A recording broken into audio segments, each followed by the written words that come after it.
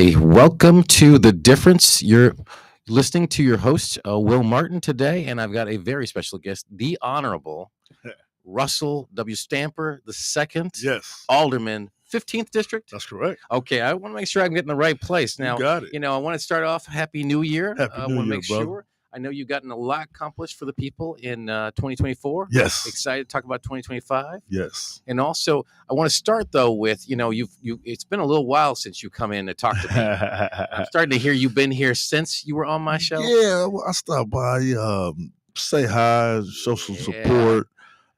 But as a guest, you're my first. Okay, well, you are my first interviewee. Okay, there we go. Looking forward to it. I'm glad. Will. I'm glad to hear it. Okay, I'm glad we're yeah. on the right page here. Yes, sir. So let's talk a little bit, just to kind of catch people up again, about how you got started. I know the first time you came in, we talked about your life before politics. Yeah. And if I remember correctly, you were actually in IT at one time. Well, my degree is in IT. Okay. I used it for a little while with New Concept Self-Development Center, but she Okay. put me right in the community. One of my Okay. mentors, Miss June Perry. So Yeah. I've been in the community, man, since 2001. Actually working in the Wow. community, getting contracts for Okay. the community, and doing work for the community. So my background is community comprehensively. So Wow. thank you, man. But first, thank you for this invitation. Oh no. Happy New Year to you. An and open the- invitation anytime. I appreciate that, man. Y'all my people over here. And thank you so much to WNOV for all the work that they've done in the community and getting the word out, especially when it relates to our community. Yeah, beautiful. In fact, I know we're going to get to your committee. Sure. And community's even in the committee name for you. So yeah, let's make sure that we talk a little bit about. But boy, let's just start a little bit about like how you got into politics, right? Yeah. So I got into politics, man, for the love of people and wanted to advance our conditions in the city of Milwaukee. So I worked for New Concept Self-Development Center. Then I went over to Social Development Committee and ran the W-2 program. Oh, wow. Okay. Saw a dire need for our people and said, how can I help more? How can I do better for our community? Yeah. Lee Holloway was one of my mentors, and he was retiring. Okay. So I decided, hey, man, I think I'm going to put my foot in the door, put my hat on and go hit the doors and see if I can be elected official. Had you ever thought about it before? I hadn't, man. I just wanted to help the community. I wanted to do better. I wanted to do something else. And this is what I thought would be the best way to move our community forward and bring resources, help them get jobs and help them advance. Right. So I thought politics and changing laws would be the best way. I was already a leader, so I wanted to lead on a grander scale. Okay. So I went in and asked SDC leadership at the time, and they told me, it's a conflict of interest, man. I can't work here and run for office, so I quit the next day. Okay. And hit the doors, man, got the paperwork in, and thank you to the great people of the, let me see, that was the 5th district. I ran for supervisor first. Okay. So I was a supervisor for 2 years, and an alderman position became available, and I ran for office for alderman and was blessed enough to win. Yeah, so but let's roll that tape back a little bit. Sure. Because it's one thing to run for office as long as you got cash coming in, right? That's one thing. Yeah. But for you to go in, talk about, the faith you had to have in yourself, the confidence. So you want to talk about that? That's deep. So listen, man, I quit with no job and a pregnant wife. Wow. So my wife was pregnant. I just heard I didn't have a job. I had some money saved up. Luckily, I had some money saved up, and I had a lot of family. So I had a lot of family and friends who helped me hit the doors and helped me raise money and give me money so I could run. Because number one thing that you have to have when you run for office is money. You can't win without money. Right. You can hit doors. You can do as much social media as possible. But if you don't have any money, it's going to be difficult to win. So that's number one thing that you need, other than desire and passion for the people. But I think you had one thing before you ever got to the money part, which was you had the confidence Yeah. that you were going to make this happen. Yeah. Right? I believe in myself. Yeah. I mean, because I think you can't, first of all, you cannot get anybody to part with their cash if they don't believe in you. You got to have a message. And nobody's going to believe in you if you don't believe in yourself. That's right? true. That's true. You first have to believe in yourself. You first have to believe that you can do it. Right. First have to have a passion for the people. So I had a passion for the people, and I love the people, and I thought, and I know that I could have helped them, and that's what I've been doing. Man, how'd you get this past your wife, though? Right? So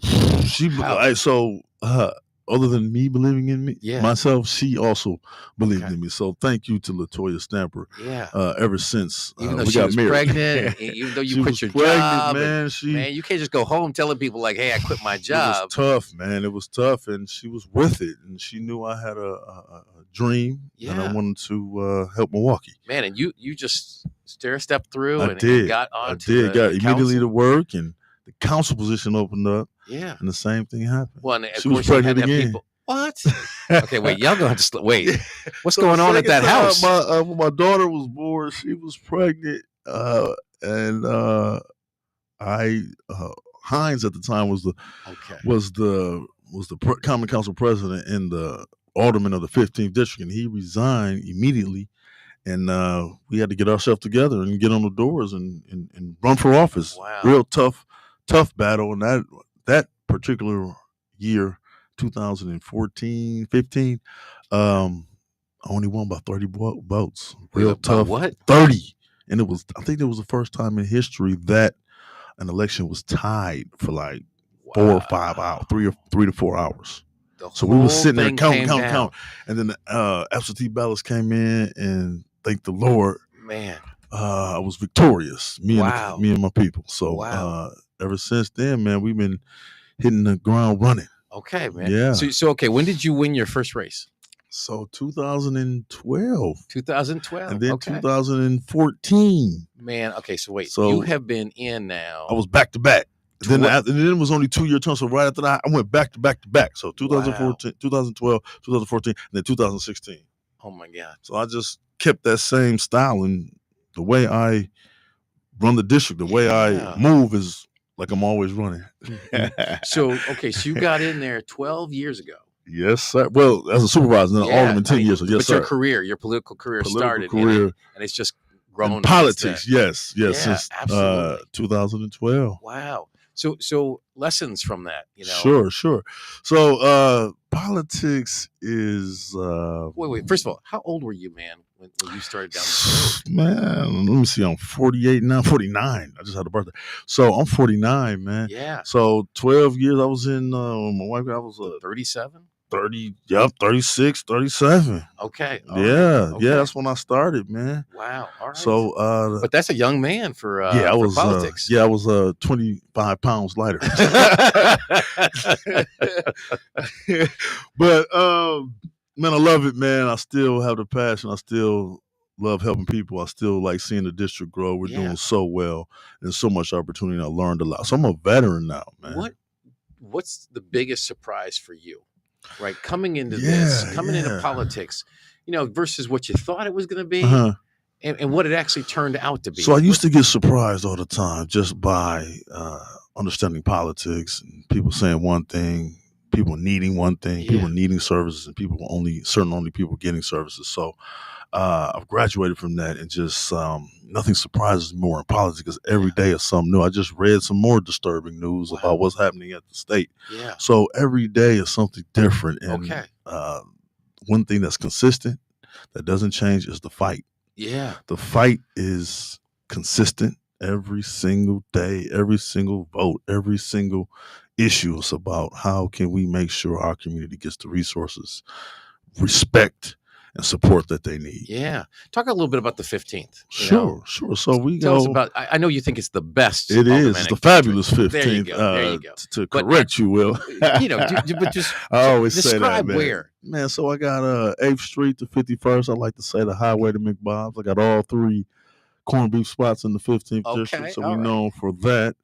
Then from north to south, we go from Locust to Valete, and 35th down to 40th. We go all the way down to Wisconsin Avenue. Okay. So we got the Central City, 88% African American, Okay. Fond du Lac, Center, North.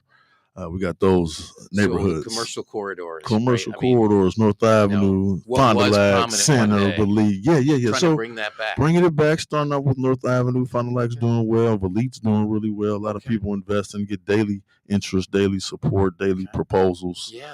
A lot of my day is reviewing opportunities and proposals for business ideas in the district. So that's what I'm proud of, man. Economic development. Yeah. Housing is a big issue, and that's what I What was the specialize in. biggest when you got in Yeah. to the county, when you first started? What was the Yeah. biggest issue that you were hearing at the doors? What were people concerned about? Man, people were concerned about crime, and neighborhood issues. Yeah. Negligent landlords. It's still the same, but it's more drifted towards the number one issue right now, as far as negatively, Yeah. is the driving. So Okay. reckless Reckless. driving Yeah. is an issue. So the city has supported and invested tens of millions of dollars into the streets, infrastructure, Okay. and police department, all to help out with reckless driving and holding people accountable for reckless driving. So Isn't I that know amazing? you've seen all of those infrastructure improvements around Yeah. the city. Right. Yeah, But it's amazing that some of the stuff that was pertinent 12 years ago is still a major issue today. Yeah, it's always going to be about equal resources going to the community. That's the steady fight. Yeah. And making sure everybody receives equal opportunity. That's hasn't changed, and that's a dream of all of us one day, making sure it's equal opportunity for everyone. I always hear about like, hey, how great the downtown is. But then you get into the neighborhoods, and it's not as great as there. So it's not. How do we fight that fight? Like we talked about politics earlier and understanding politics. So downtown is important. Yeah. I had to accept that.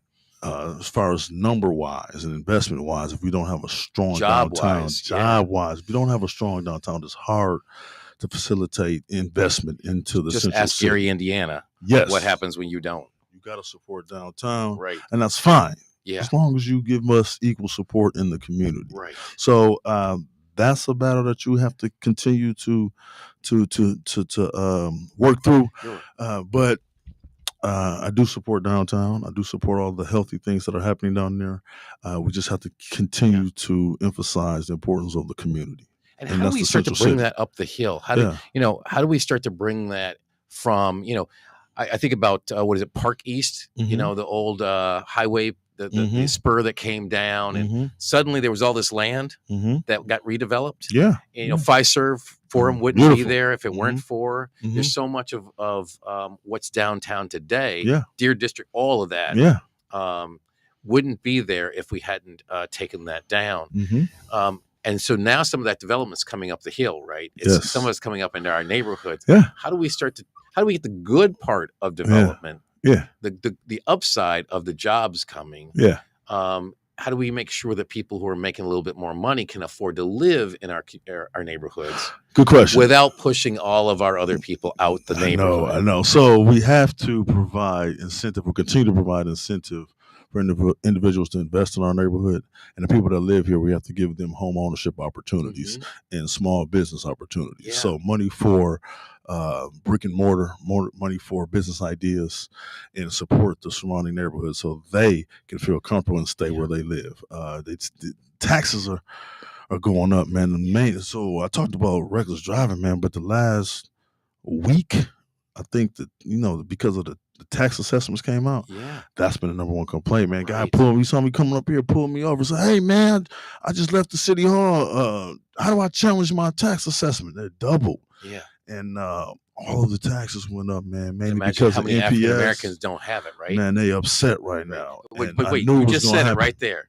Because of NPS was a it's huge, that $250,000 that we talked about. impact on the taxes. Right. And all at one time. Oh, it's huge. And then all the city fees went up 2 to 5% on all the municipal fees in addition to that. So it's hitting the community hard right now. But according to the city's budget and the amount of money that we have, it was necessary in order to sustain essential services. One of the things I want to make sure to talk to you about is economic development, because I think that part of the reason why it's so tough on our families is because we don't have enough businesses to carry some of this, right? If you got some more of these industrial spaces filled, right? People came to Milwaukee for jobs. Yeah. They didn't come here for check. That's right. Came here for jobs. That's right.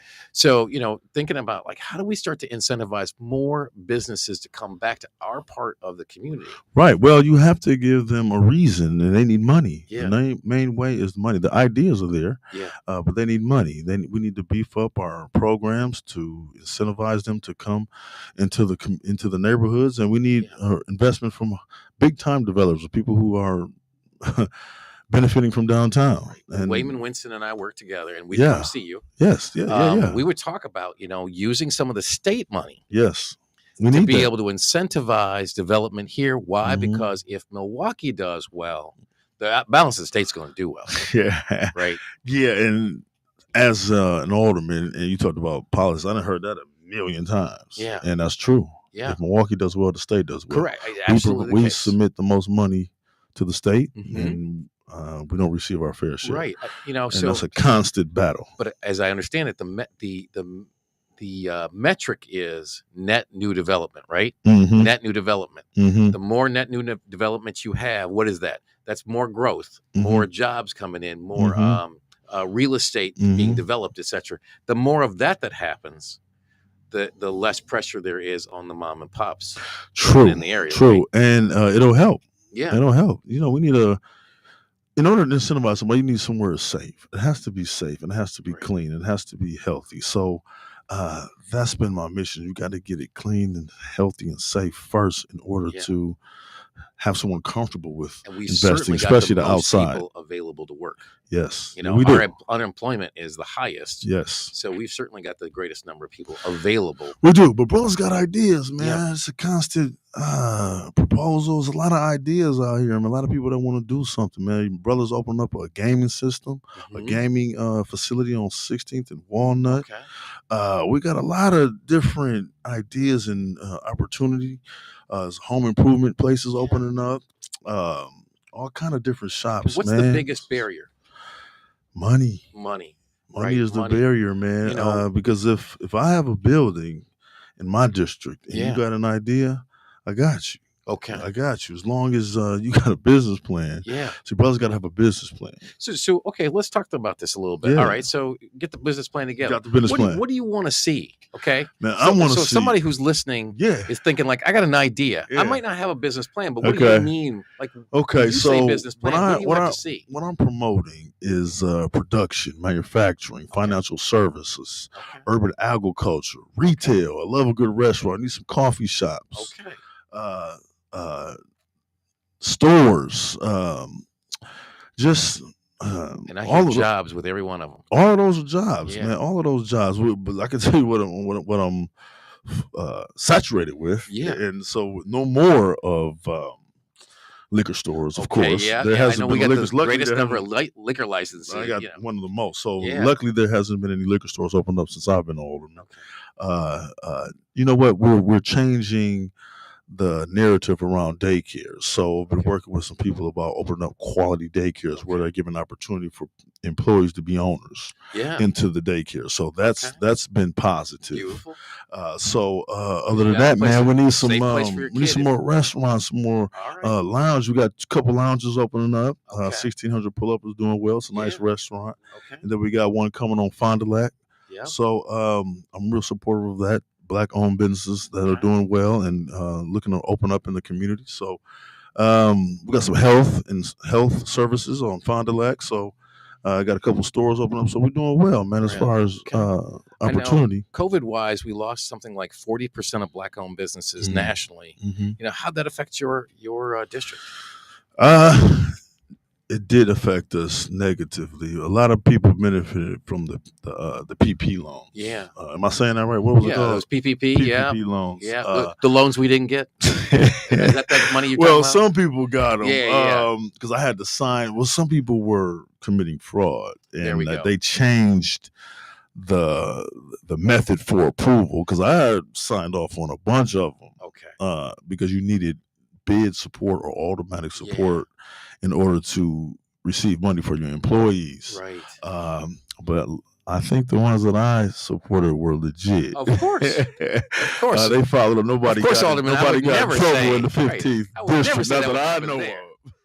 But you know, but it was a struggle, man. Yeah. But we're on a rebound. Well, even finding a bank that could actually then, because you could sign all day long, but if you didn't have a banking relationship, you got to go someplace to get the money. You do. And then, of course, the banks had to get reimbursed by the federal government. So, you know, when it's a crisis, it's hard to make new friends. It is. Right? It is. And you have to show that you can run a business. And that's what the business plan is for. Yeah. So I always encourage everyone that wants to open up a business plan. Okay, so where can you get some help for the business plan? If I got an idea, but I don't know how to formalize that for you, where can I go?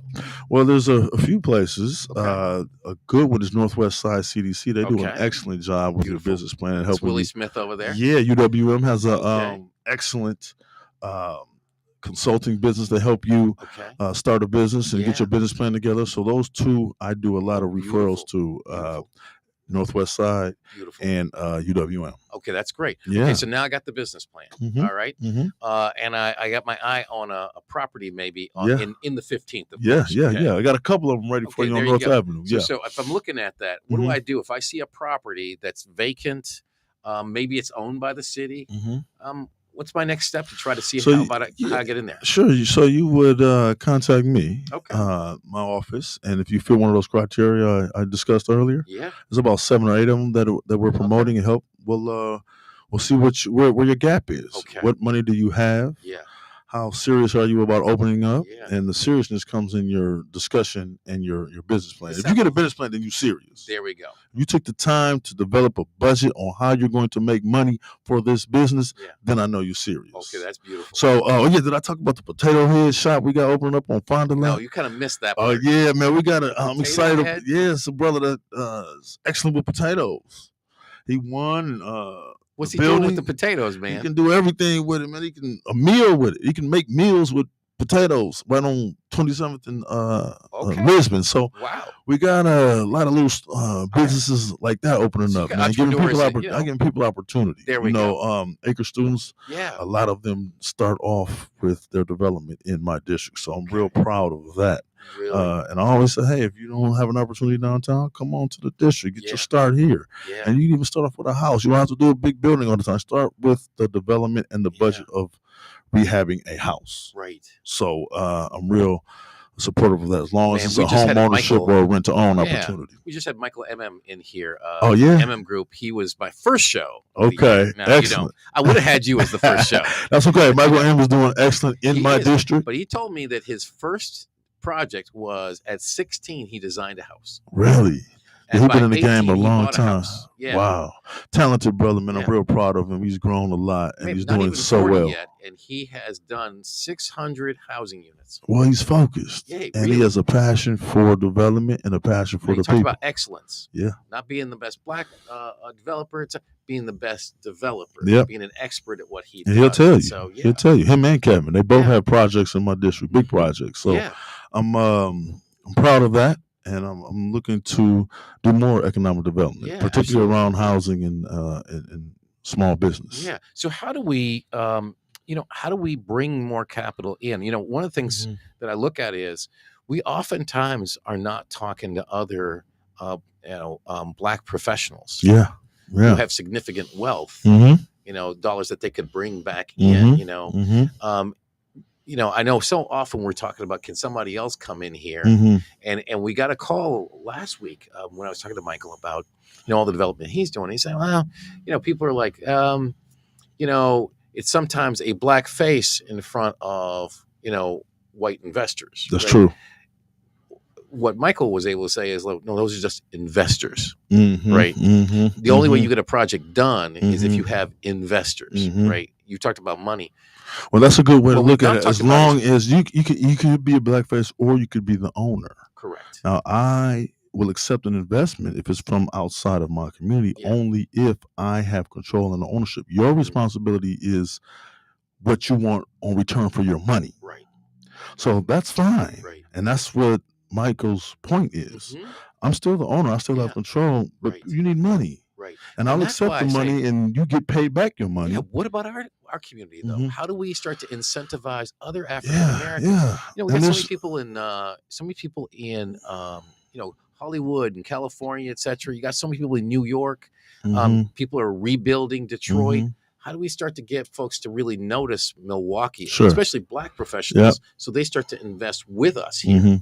Well, you have to give them a reason. And the number one way to find out is to ask. You just have to request and ask, and a businessman looks for what is the return on their investment. So you show them not only community-wise, but also money-wise. Okay, can we get a meeting with Halle Berry? Can we go out and see Denzel? Okay, I'm just saying, like, can we meet with a few of those? Oh man, that would be a pleasure. There we go. Thank you. You know, I think well, because you were so advanced in knowing people, I would love to do a joint proposal on you to some of them. Okay, 2025. Let's figure out how we do some joint presentations. And we got to capitalize on opportunity zones. So I know you were one of the originators of getting them around the state. I'm proud to say still like to take advantage of that. Yes, and they're still in place. And you were just talking to me about, hey, what else can we do? Because that's another place where if you got some of these folks, maybe Gen X or older, who maybe have money in a building here, or maybe they've got a little investment there, and they've got capital gains. Yes. And a lot of people are afraid to touch that building or touch that sale, right? Because they don't want to deal with the capital gains. Right. This is a way where you can avoid the capital gains. You can avoid the capital gains. And you can invest and actually not have any capital gains if you invested in an area that was declared. And you've got two of them in your district you talked about. That need it. So if we can get some investors to take advantage of this, we can have developers do the work. Man, you know what? We're going to have you come back because the whole conversation has been about money. And I know we got so much more that we're going to have to make sure to talk. People and money. So, yeah, we're going to talk a little bit more. I'll be back anytime. Yeah, absolutely. Absolutely. And so that's a wrap. You know? Hey, man, thank you so much. The Difference is a great name, Debo. Oh, wait. No, it's just a break. Debo, what you talking about? Yeah, man? No, I was a little concerned, man, that we were like done. No, but that's beautiful. See, okay, take a break. We're blessed. We're gonna come right back after this break. Yes, sir. What time was this? How much you got? Because this is 2. That's it. It's 2:00. That's off. They got to be. Oh off. Yeah, yeah, man. But you got it. There's commercials in this. Yeah.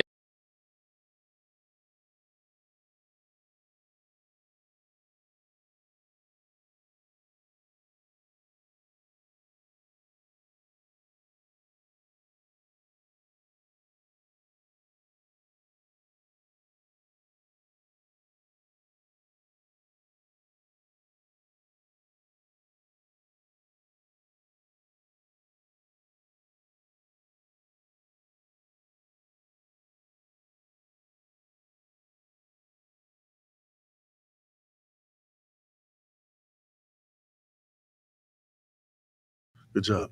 Hey, WNOV family. I was concerned about we were talking so deep. Yeah. That like Debo gave us some extra time about before the money. We didn't have to. He couldn't stop us. There we go. We got to talking about money before the break, so he let us run a little bit longer. Yes, sir. Yes, sir. Yeah, I was a little getting concerned about we were running out of time altogether. Well, it's a topic to be discussed, man. It's the main point of emphasis when you need to do development and build up your community. So money is definitely. So this is my theory. Needed. So we talked about, when I was in the last administration, and we come down here and talk to you, and and how could we actually invest in? Yeah. And Wisconsin Housing and Economic Development Authority, which is an independent authority.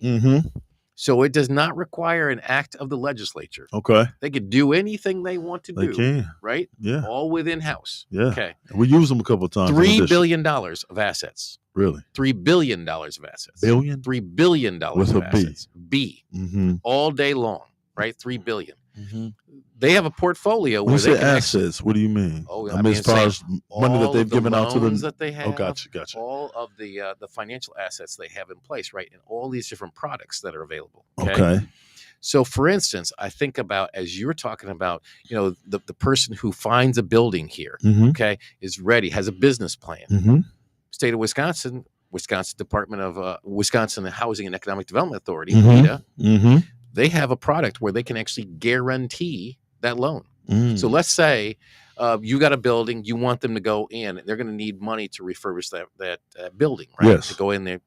Well, if the city's in and the city says, hey, this is a good enough idea that I'm going to help them, WIDA should be able to come right behind and guarantee any loan that's going to you up to 70%. Okay. Therefore, what happens is the interest rate should come down, the payments should come down because the risk comes down, right? Right. It strengthens the ability for our Black and brown businesses that maybe don't have all the capital to be able to stretch their dollar a little bit further. And I know they're interested in that, and I know that that's one of the things that they're promoting. They were able to partner with us on the housing project where we're developing new construction for over 120 houses. And the leader of that is Michael M. and his group. So beautiful. They are doing new construction in the 15th Automatic District. That's beautiful. And there was a partnership with WIDA and a new TIF mechanism that we're using to develop and build homes. Oh, beautiful. Beautiful.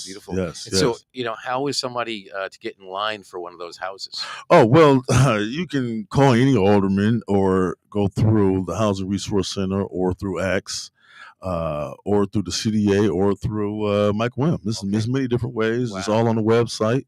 You want to get some housing instruction, learn how to own and manage a house. And the main thing with that is budget, because you're beginning a brand new house. Everything's money, man. Everything is money, man. How to manage it.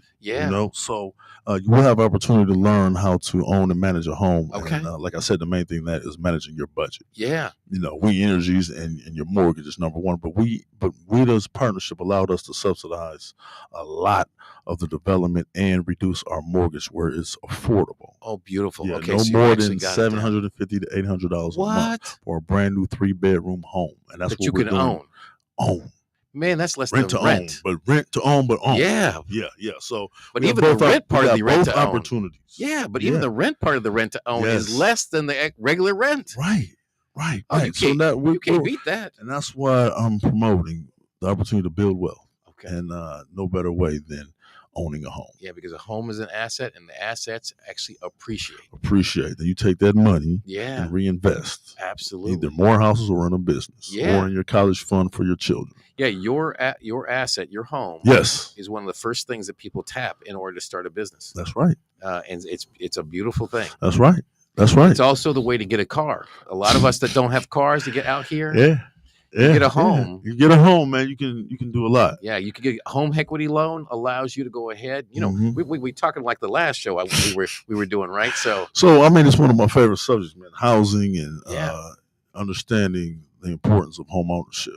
So that's what we're about in the 15th Automatic District. In addition to a lot of programs around cleaning and the Big Clean. I know you understand the Big Clean and see all these Big Clean promotion. This is about cleaning up the city and making sure the city stays clean or gets clean as possible. So that's one of my big initiatives that I'm happy about. What about these industrial properties? We talk about some of these places where maybe our grandparents might have been able to get a job and work. What about those? Do you have some of those? Yeah, so we got a few, man. And there's a few around the city, and there's a big debate right now going on about best use form. Yeah, and the best use so far, the majority of the council supports housing. So housing, redeveloping into opportunities for 2, 3, 4 bedroom living. With subsidy for people that want to have a new home. Right. I'd love to see some of these industrial properties come back alive with businesses that come and create enough jobs for our folks. We didn't have to worry about housing programs and all this other stuff when we had family supporting jobs that were right here in our neighborhoods, right? Yeah. And so trying to bring that back. Yeah, we got to be innovative. And jobs are not really in the community. You got to have a transportation piece to get to the job downtown. It's a double whammy. Right? That's why I'm big on entrepreneurship. Well, the state of Wisconsin has a $4 billion. These B's are always. You talking about the surplus? That's what it is our money that they held on to, right? That's what it is, right? I need an update. Have they decided, or is there in decision mode on how that money's going to be spent. No, you I know know what? you got your ear to the No. the You know fire. what? I mean, my side of the aisle is give you back your money, right? we think it's unjust to have taken it in the first place. That's true. But now the question is, since you got it, right? How come you can't, work with the administration to be able you to gotta see work with people, man, and you got to understand for these industrial properties to come back? So we need the right message and the right partnership, and we can get it done. Yeah. But it's going to take some bending, some negotiating, and some giving you what you want. Let us get what we want, type of thing. Well, that's democracy, right? You got that's politics. Everybody's got to be in the conversation. Well, right? You got to agree. You got to come to a deal. Right. There's nothing wrong with coming to a deal. Agreed. And it just has to be a win-win situation. Yeah. So to me, if we can get the money to clean up and to refurbish some of these industrial properties, put a business back in there that's allowing people to make, family supporting wages, that crime goes down. True. You got more money to invest in the neighborhood. True. People take care of their property when they got some change. True. Right. And it's safer. Exactly. So all that comes together. All of it. The best social service program is a job, right? Yes, a job and an opportunity to open up or start a business. There we go. We agree on that 100%. There we are. So so see now we can work together, right? We go do that presentation for Hallie. Together. We've been working together, man. Go do that presentation for Hallie and Denzel, though, right?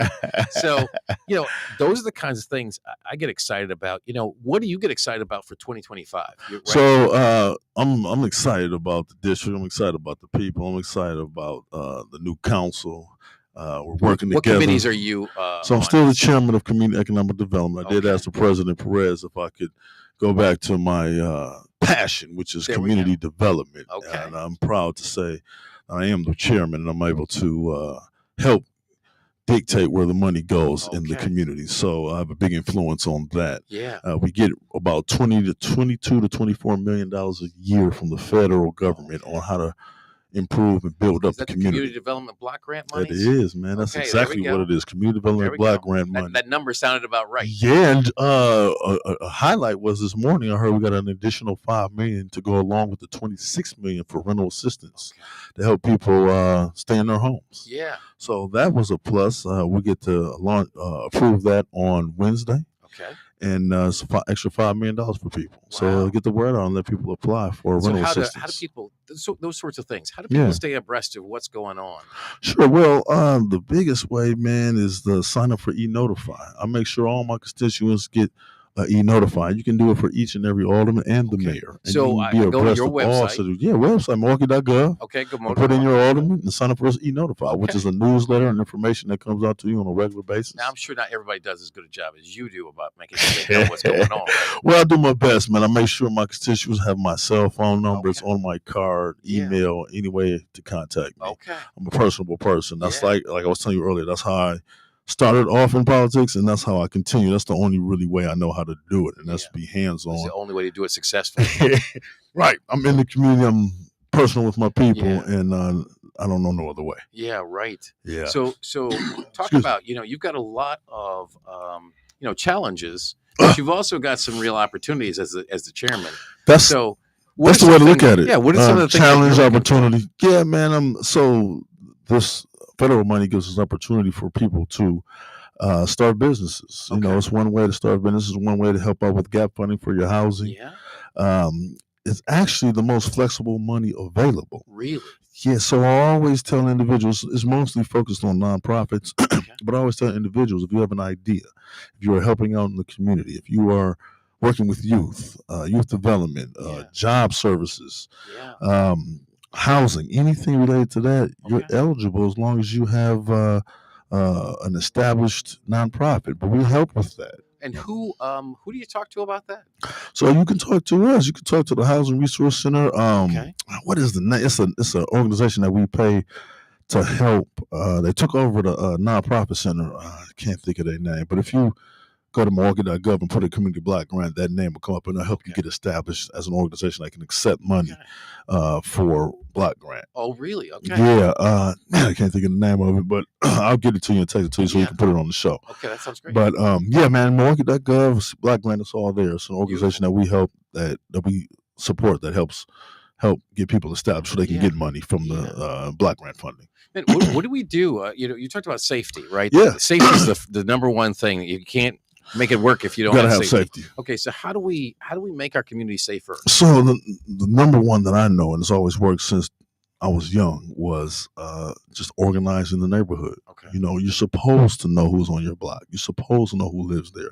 And if they're not living there and they're not from around there, why are you over here? Yeah. It's not territorial. Yeah. It's just wanting to know who's on your block. Yeah. Wanting to know who knows where you are in the area where you live. Right. So Alderman Cox and I established the Alert Neighbor program. Okay. And it's been in existence for about 5 years now. Okay. And neighborhoods are eligible who come together as a group and form a block club. Yeah. And meet on a regular basis. Basically, we incentivize you to come together and organize. And if you organize and come together and meet on a regular basis and report issues and take ownership and responsibility for your neighborhood, your block, actually, we fund you with a budget to promote safety. And the number one request is cameras. So you get cameras, you get signage, and you get lights. Wow. Those are the main deter to crime. Lights and signage and cameras. So the vision was, when Lily and I first started talking, was you come down to a block, right? You come to this block, 7:00 p.m. All the lights are on, right? Everybody got lights. Everybody got a big sign that says Alert Neighbor Program, like old school. Hey, we watching. Right. And then everybody got cameras. Yeah. You'll be a fool to go on that block. Yeah. No, it starts off with you have to organize and come together. Okay. And walk the neighborhood with the alderman and the police department to determine what areas of safety can be improved. Somebody may have overgrown bushes in the alley. Somebody may need to cut some bushes back so you can see, or add more lighting to the streets, or add more lighting in the alley. That's done first, a comprehensive walk around the neighborhood. And then once you meet and turn in your paperwork, you're eligible for this program and for these services. But the key is organization and meeting and getting to know your neighbors. Wow. And that is the easiest and most successful way to prevent crime and hold people accountable that should not be in your neighborhood. There we go. Okay. You should be suspicious. You come around your block. Who you coming to visit? Right. Who you here to see? There we go. Right. Otherwise, why you here? Right. There's nothing wrong with that. You know what? People used to say it was nosy. No, that's paying attention. So I got that. I used to call it the Nosy Neighbor program. It didn't catch much traction because people take it as a negative connotation, but it's not, man. You're supposed to be nosy. You want to know. I got it from my grandmother on 23rd and Brown. Mm-hmm. She was the nosiest neighbor in the neighborhood, and all she did was say, "Whose car is that? Right. Who are you visiting? How may I help you? Right. Who you want to see on this block?" And if you're here to see somebody on the block that that's fine. Right. Back to the village, but if not, raise a community type of thing. So if you're not, how may we help you? There you go. You know, we need to call the police. Right. Or see you later. Exactly. Or unless you're looking for a home or in the neighborhood, right. We'll be more than happy to help you. So we got to get back to that. And another thing that was a big safety tool growing up was the churches. The churches had a big responsibility. You wouldn't mess around with the neighborhood or vicinity of a church. You just didn't. Right. The pastor had control, and you just had a respect factor.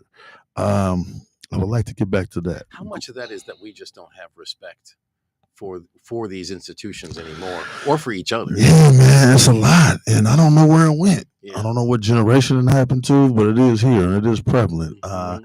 But we have to be bold, and we have to put our faith into the pastors again, because they are the ones who are in leadership roles on the neighborhood, in their respective neighborhoods. So I have a lot of relationships with the pastors. We have an adoptive block program that we have to bring back. It was building a momentum before COVID. It kind of went down, so I just got to get some more money. But it was a partnership with Greg Lewis and Pastors United, and brought a bunch of pastors together to be in charge of their block, clean up their block, involve the neighborhood in their block. And for doing that, we provide them with any empty house on the neighborhood to provide a resource center for the community. So I'd love to see that come back. Yeah, absolutely. You know, you speak about churches and all, and taking a leadership position and about community. One of the things that excited me was just getting a chance to learn more about Mr. Beckham.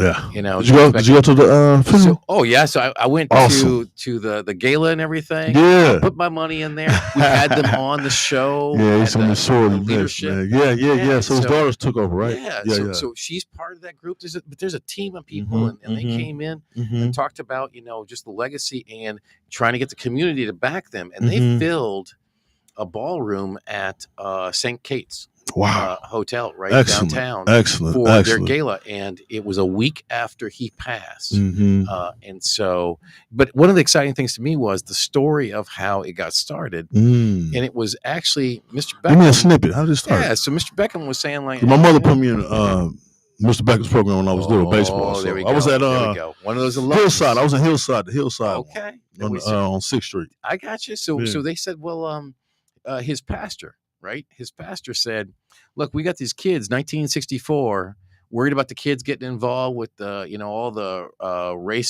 racial divide issues going on." 1964.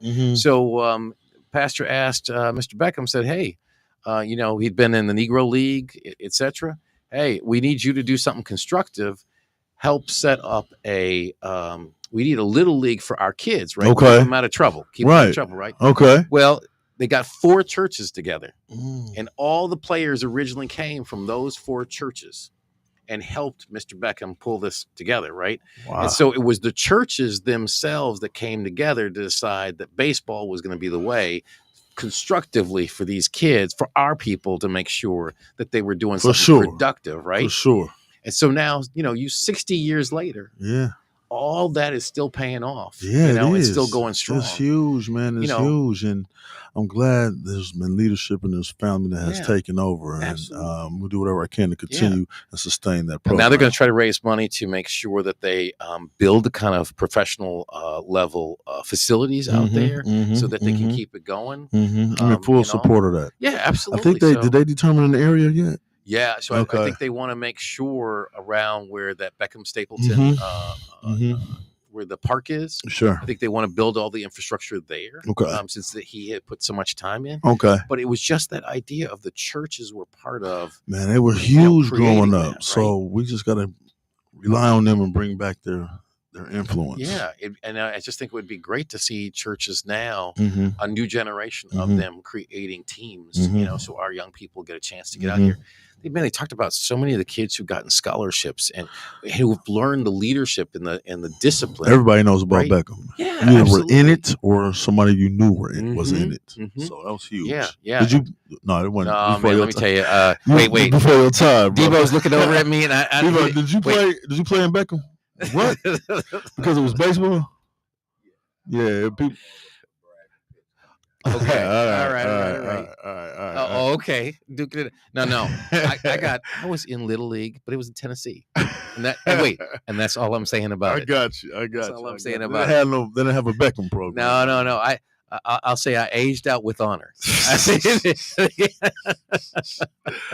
Yeah, man, we're gonna miss him, man. But I do as much support as I can. A lot of people call me, a couple constituents whose families are part of that program. Right. And there's so much good that's happening out of that. We talk about all the stuff that's going wrong. This is something that's from the community, been for the community, and it continues to really lift up the community. So what would you like to see Alderman do more in the city in 2025? Yeah, what would you like to see? I'd like to see. We don't have any calling today, but there are a lot of let it go, man, because a lot of our work is listening to the people. Yeah. So here's what that's how we get a lot of I'd like to see support and power from the people. I'd like to see more interjurisdictional work. Okay. So we got a lot of work that happens inside the city. That's true. But you already said there's only so much money in the city, right? Right. A whole lot of our money is sitting over in Madison, right? Yeah. And we usually will talk to 1, 2, 3 people from the delegation that's over in Madison. Yeah. I think that, this is a first-class city, right? Yeah. Why isn't the first-class city talking to everybody in the legislature, right? Why don't we talk to everybody? Right. And why don't we talk to not just the administration, but also to the Republican leadership, right? Because who's going to create the budget? Right. They are. Governor's going to send over a budget. Yeah. And when he's finished done sending it over, they're going to create a whole new budget. That's true. And start over, right? That's true. You got to have friends on both sides. You got to have a relationship. You got to have relationships. Yeah. So I'm big on relationships. Exactly. And And I also think about Wisconsin Manufacturing and Commerce, WMC, right? Okay. Largest association in the state, statewide association for business. When we start talking about doing economic development, I'm thinking, why don't we have a stronger relationship with them? MMAC is right here with us. We got all of our minority chambers as well. Yeah. But to me, it's like talking to all those folks about, hey, what's working? You went, we talked about something you went over to go see in Detroit, right? Why can't we, WMC is making trips, MMAC is making trips. Why can't we make sure that we know that's a good point, all that stuff, and how can we use it? It's one of my goals for the year, man. Going to see what other cities are doing and bringing it back here. Yeah, absolutely. It's worked in the past. We did it a few times before COVID and brought some excellent programs back to the city, just emulated what other cities were doing. Yep. And I think we need to do more of that. And I know we talked to Gwen Moore, and I know you all, have a relationship with Gwen. I've got a relationship with Gwen as well, right? But, I think about, I got a relationship with another 4 or 5 members from the Wisconsin delegation, right? Who are also members, and they happen to be in the majority, right? I think talking to them as well. We got to capitalize on those relationships. It's all Wisconsin, right? And so to me, it's like, look, let's not divide up what part of Wisconsin. It's all Wisconsin. At all. How do we get resources back here? Because again, when we do well here, yes, the state does well. Yes. Right? Yes. And we don't grow. We've had decade after decade. We're gonna have to work together. Decade. It's easier said than done. Yeah, absolutely. But you got to stick out the olive branch. Well, the mayor says he wants 1 million people to live in the city once again. He does. Right? Yes. Okay, you got to have some place to live. You got to have a job. And you have a reason why you want to live there. Correct. And it's going to take, you have to make money. There you go. And so, again, you said money. I don't know any better place to the federal government to go. They print the money. They print it. So, we got to provide opportunities for people to make money. That's right. That's right. And that is one of my missions. Yeah. So to me, I think it's 2025. Like my 2025 is talk to everybody. Yes. Right. Make sure I'm hitting all sides. Hit all the sides. Be positive and develop relationships, man. That's how we're gonna be successful as a city. It's the Green Party. We got to make sure that there's enough green coming back to Milwaukee to build this place. I like that. Right? I like that. But it is an actual Green Party, though, isn't it? Well, I don't think about that Green Party. I'm starting my own Green Party. You got a different name. Mine is the Economic Green Party, right? There it is, Economic Party. All right. Well, yeah, man, I'm excited for this year. Yeah. Appreciate you inviting me on the show, man. There's a lot to do.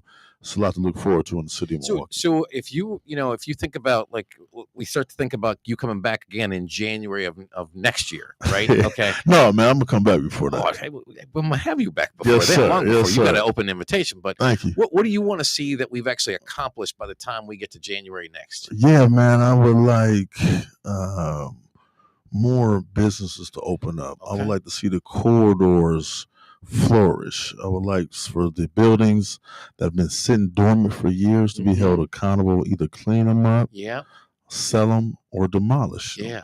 So working on legislation, the whole owners accountable who's just been having their buildings sit there for year after year after year. And all that does is bring more crime because it's, And this looks terrible, man. It looks terrible. So I'd like to see more people become homeowners. We got to go for a certain amount of people to become homeowners, or at least the opportunity to become a homeowner.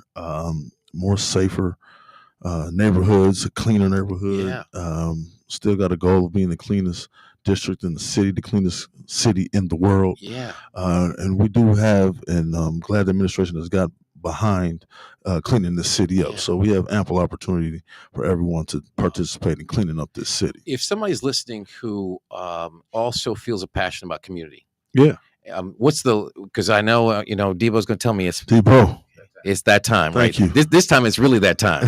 So in closing, if somebody else has a passion like you do for a community, and they want to do more, maybe they want to run, maybe they want to start a business. What's the piece of advice you would give them? Sure. Well, I would tell them if you're interested in helping your community, first you have to have a passion for the people. You have to love the people. Then you have to understand and know issues. You got to do a lot of reading. You got to do a lot of work. You got to be disciplined. You got to be focused. So those are my goals, and that's my message for the city of Milwaukee. Focus, discipline, and goals. Beautiful. And then you'll be successful. Hey, well, thank Alderman, you. It's always a pleasure to have you in here, man. Thank you, Will. Thank you, Debo. Appreciate y'all. And the brother and the brother in the back. Thank you, man. There we go. That's a wrap for this week.